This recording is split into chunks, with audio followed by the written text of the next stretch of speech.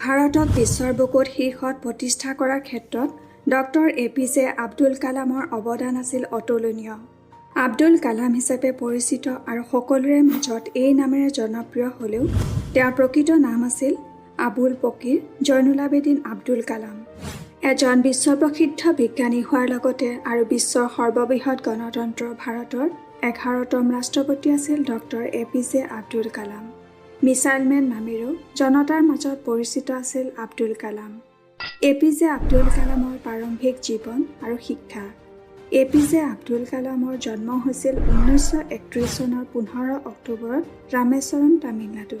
তেখেতৰ পিতৃৰ নাম জয়নাল আবেদিন আৰু মাতৃৰ নাম মালেক চিয়াম্মা।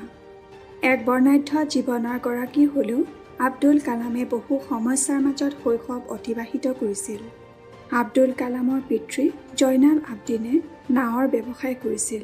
আৰ্থিক সমস্যাৰ বাবে এপিজে আব্দুল কালামে কম বয়সৰ পৰাই পিতৃক আৰ্থিক সকাহ দিবলৈ বিভিন্ন ধৰণৰ কামেৰে সহায় কৰিবলৈ চেষ্টা কৰিছিল।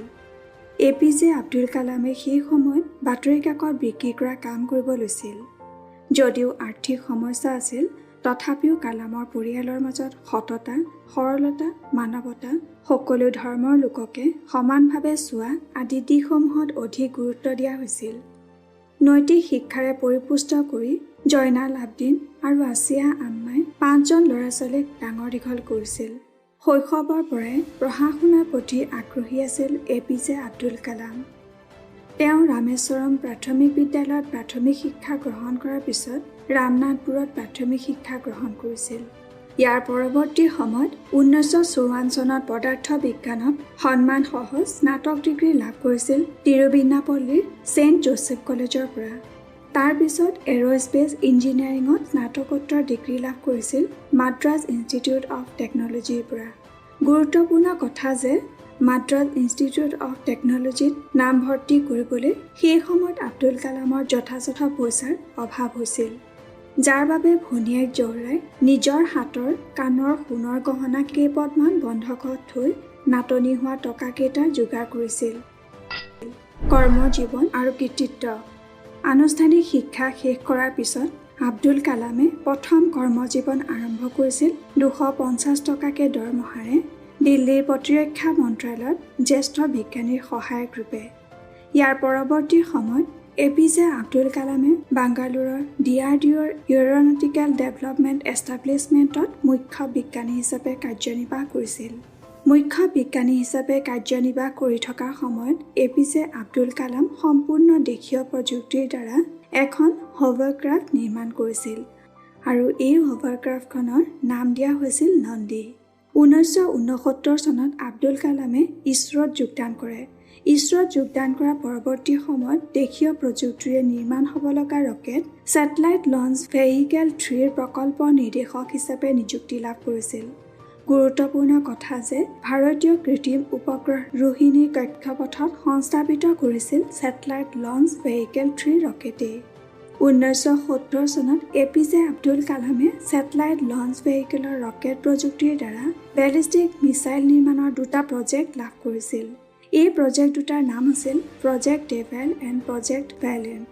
ভাৰতৰ প্ৰথম পাৰমাণৱিক পৰীক্ষা স্মাইলিং বুদ্ধৰো এজন প্ৰতিনিধি আছিল এপিজে আব্দুল কালাম। 1982 চনত কালামে research and development laboratory DRDL নিযুক্তি লাভ কৰিছিল। ইয়াৰ উপৰিও দেশীয় ক্ষেপণাস্ত্ৰ নিৰ্মাণৰ এক কমিটিৰ অধ্যক্ষ হিচাপে কাৰ্যনিৰ্বাহ কৰিছিল ডক্টৰ আব্দুল কালামে।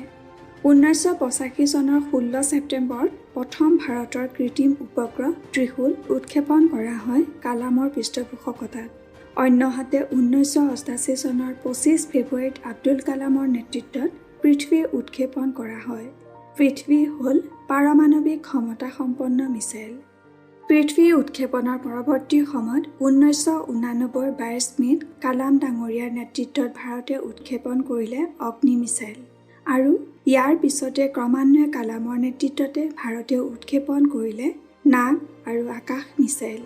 গুৰুত্বপূৰ্ণ কথা যে আব্দুল কালামে 1992 চনৰ পৰা 1999 চনলৈকে defence research and development organisation সচিব আৰু প্ৰধানমন্ত্ৰীৰ মুখ্য বৈজ্ঞানিক উপদেষ্টা হিচাপেও কাৰ্যনিৰ্বাহ কৰিছিল।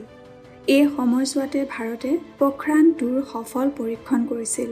গুৰুত্বপূৰ্ণ কথা, পোখৰাণ-2ত পৰীক্ষণত আব্দুল কালামৰো ভূমিকা আছিল লেখত ল'বলগীয়া।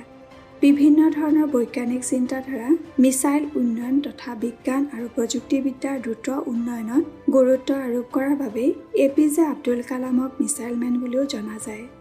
1998ত APJ আব্দুল কালামে হৃদৰোগ বিশেষজ্ঞ ডক্টৰ সুমা ৰাজুৰ সৈতে এক কম খৰচত ক'ৰ'নাৰী ষ্টেণ্ট নিৰ্মাণ কৰি উলিয়াইছিল আৰু ইয়াক কালাম ৰাজু ষ্টেণ্ট বুলি নামাকৰণ কৰা হয়। ষ্টেণ্টৰ উপৰিও 2012 চনত কালামে ডক্টৰ সুমা ৰাজুৰ সৈতে স্বাস্থ্যৰ ক্ষেত্ৰত এটা টেবলেট ডিজাইন কৰিছিল, যাক কালাম ৰাজু টেবলেট নামেৰে জনা যায়।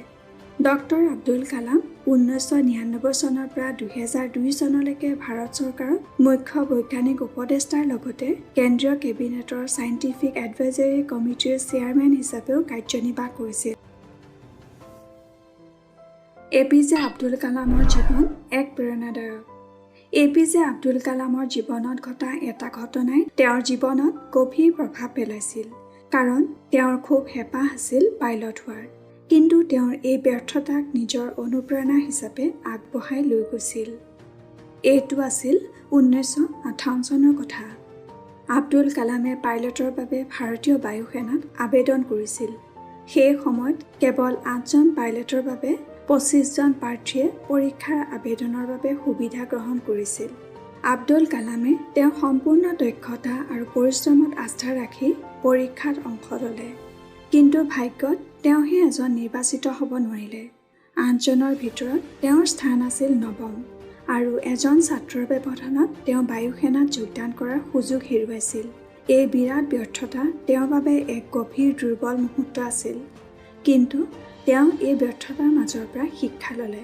কালামে এই পৰিস্থিতিৰ পৰা বুজি পালে যে এটি দুৱাৰ বন্ধ হ'লেও জীৱনত বহুত সম্ভাৱনাৰ দুৱাৰ মুকলি হৈ থাকে।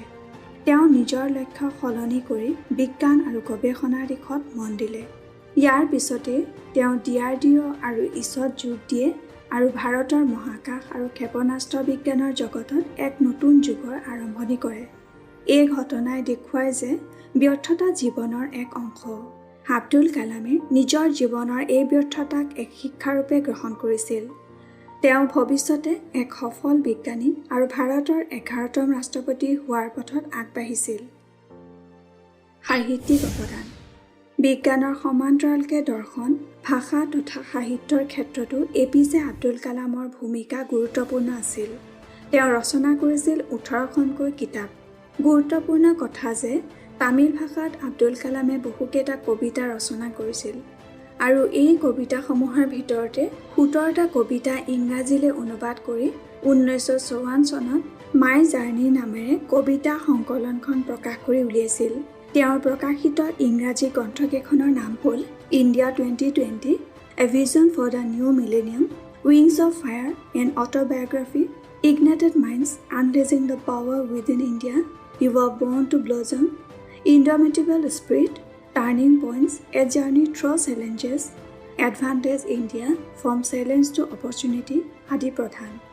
আব্দুল কালামৰ ৰচনা কৰা প্ৰতিখন গ্ৰন্থই হ'ল এক লক্ষ্য আৰু উদ্দেশ্যৰে উঠি অহা প্ৰজন্মক সঠিক সপোনেৰে আগুৱাই নিয়াত অভিভাৱকৰ দৰে কাম কৰা, সফলতাৰ মন্ত্ৰ থকা আৰু আধুনিক ভাৰত সৃষ্টি কৰাৰ ক্ষেত্ৰত এটা নতুন পথৰ সন্ধান দিয়া একোখনকৈ মূল্যৱান কিতাপ। ডক্টৰ আব্দুল কালাম এজন সাহিত্যৰ সমান্তৰালকৈ শিল্পপ্ৰেমী, এজন ব্যক্তি তথা সংস্কৃতিৰ সাধকো আছিল। আজৰি সময়ত বীণা বজাই সময় অতিবাহিত কৰাৰ লগতে কৰ্ণাটকী সংগীতৰ এজন ৰসগ্ৰাহী পণ্ডিত আছিল আব্দুল কালাম। বঁটা আৰু সন্মান। ভাৰতৰ ভালেমান বিশ্ববিদ্যালয় তথা শৈক্ষিক প্ৰতিষ্ঠানৰ দ্বাৰা সন্মানসূচক ডক্টৰেট ডিগ্ৰী প্ৰদান। জাতীয় নেহেৰু বঁটা, বীৰ সাভাৰকাৰ বঁটা, ইন্দিৰা গান্ধী জাতীয় সংহতি বঁটা প্ৰভৃতি ভালেমান উল্লেখযোগ্য বঁটাৰে সন্মানিত। ভাৰত চৰকাৰৰ দ্বাৰা পদ্মভূষণ আৰু সৰ্বোচ্চ অসামৰিক ভাৰতৰত্ন সন্মানেৰে সন্মানিত হৈছিল। এই বিজ্ঞানী সাহিত্য সংস্কৃতিৰ সাধকজনী 2002 চনৰ 25 জুলাই তাৰিখে ভাৰতৰ সৰ্বোচ্চ পদত অধিষ্ঠিত হৈছিল। ভাৰতৰ 11তম ৰাষ্ট্ৰপতি হিচাপে দায়িত্বভাৰ গ্ৰহণ কৰিছিল। এই সময়ত তেওঁৰ বয়স আছিল 70 বছৰ 9 মাহ 10 দিন।